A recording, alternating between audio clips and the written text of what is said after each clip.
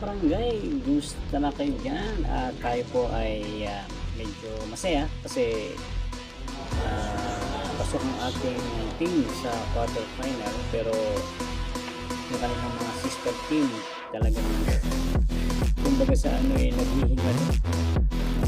Bali barangay Ginebra na lamang ang lumalaban at yung mga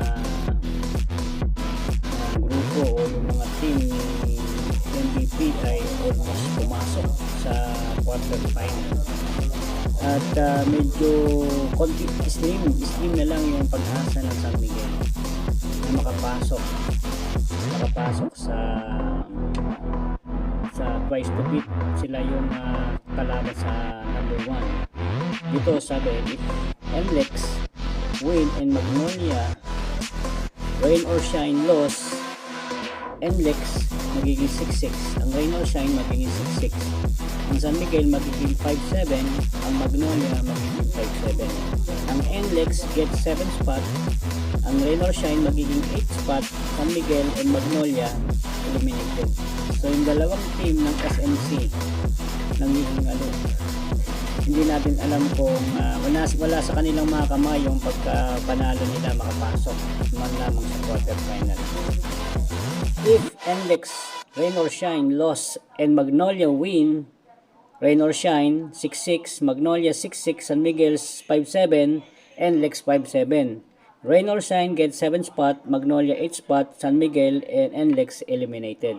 So yung chances ng San Miguel ay wala sa kanilang mga kamay para makapasok. Hindi ko alam anong nangyari sa kanila. Napakalakas ng team ng San Miguel at sila ang defending champion dito sa Commissioner Cup, pero napunta sila sa alanganin. If NLEX and Magnolia loss, rain or shine 7-5, San Miguel 5-7, NLEX 5-7, Magnolia 5-7, rain or shine get 7 spots, San Miguel versus NLEX game 4 8 spots. So magkakaroon pa ng ito yung tinatawag do or die ng San Miguel versus NLEX para makuha yung 8 spot, at ang Magnolia naman ay eliminated. If NLEX Magnolia rain or shine win, rain or shine 7 spots, Magnolia 6-6, NLEX 6-6, San Miguel 5-7, rain or shine get 7 spot, Magnolia versus NLEX knockout game for 8 spot. So San Miguel eliminated. So napakahirap ng sitwasyon ng dalawang SMC team, yung Magnolia at ang SMC. Nandoon sila talaga sa alanganin, no? If NLEX Magnolia win and rain or shine losses, NLEX 6-6, Magnolia 6-6, rain or shine 6-6, San Miguel 5-7, NLEX gets 7 spot, Magnolia versus rain or shine knockout game for 8 spot, San Miguel eliminated. So napaka slim chances ng San Miguel na makapasok dito sa quarter final. At isa na lang team ang may chance na lumaban sa quarter final, ito yung Barangay Ginebra. So nakakalungkot dahil napakalakas na team pero natalo. Pero masaya kasi nga yung mga independent team na kung saan ay hindi under ng SMC at MVP ay talaga namang nandun sa taas at talaga lumalakas na ang bawat team ng PBA.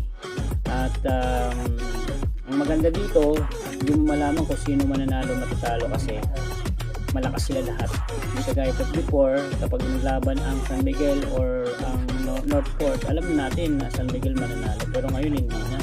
Dahil lahat ng team talagang malalakas na, no? Maganda na yung chemistry, maganda yung team player, malalakas, magaling, at hindi na nung bayad ng mahal ang mga independent team tulad ng Northport at Converge. Talaga naman lumalaban na sa SMC at MVP team.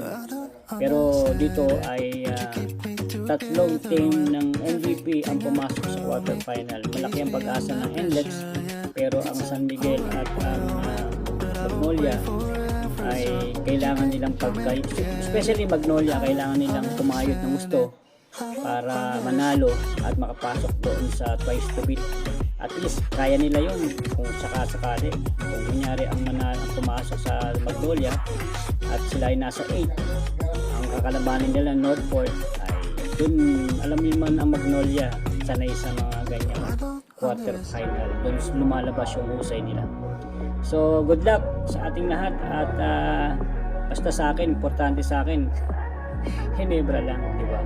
So, good luck Ginebra at bukas may laban ka. Galingan nyo.